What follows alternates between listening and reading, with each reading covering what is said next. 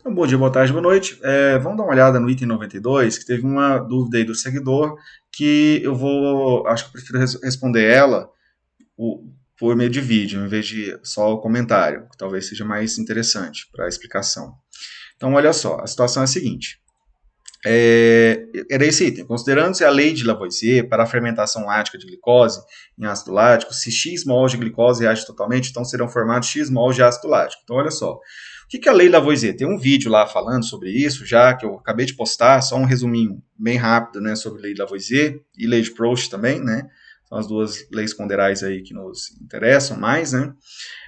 Basicamente é o seguinte, pensando aqui, tem uma reação genérica que acontece em sistema fechado.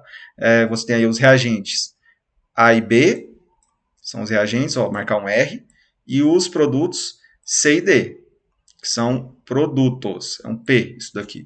Ai, que P horrível. Mas ó, vamos desenhar melhor. P.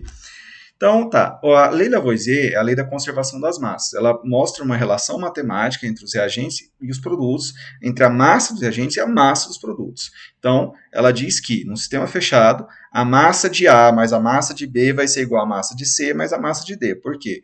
Porque aqui você tem os produtos e aqui você tem os reagentes. Então, a soma dessas duas massas, da massa dos reagentes e da massa dos produtos, ela é igual. Desculpa, a soma dessa, não, desculpe. A soma das massas dos reagentes é igual à soma da massa dos produtos, ok?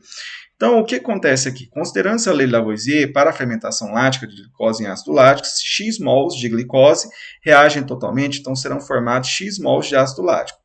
Olha só, se você lembra lá da equação, né, você deve lembrar que essa proporção ela é de 1 para 2, quer dizer que 1 mol de glicose, eu acho que eu vou escrever isso, que eu acho que vai ficar mais fácil. Então, ela basicamente é 1 mol de glicose,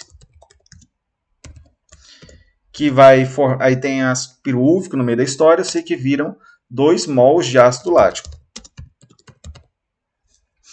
Então, aí tem um ATP na história ainda, né? Mas o importante para a gente é só essa proporção. Olha só. O que a gente vai observar aqui? O que vai explicar essa diferença na proporção é a lei de Proust. A lei de Proust ela fala sobre a proporção constante das reações, que as reações acontecem sempre na mesma proporção.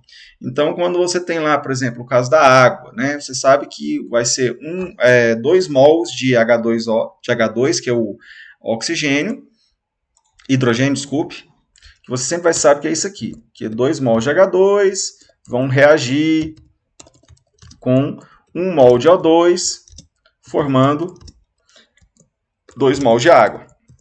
Isso é uma proporção que é constante. Você não vai alterar isso daqui, ok? Queria poder editar mais aqui, né? Mas enfim, parece que não tem como. Então, essa proporção ela vai se manter, ok?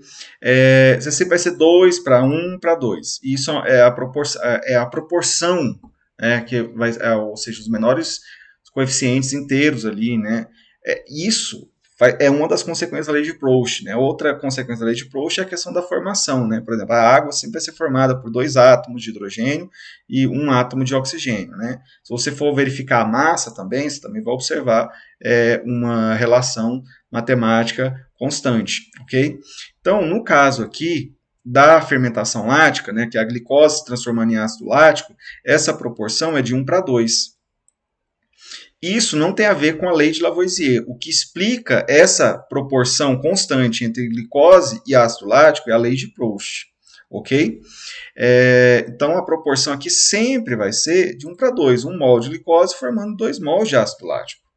Então, não é a lei de Lavoisier, é a lei de Proust, beleza?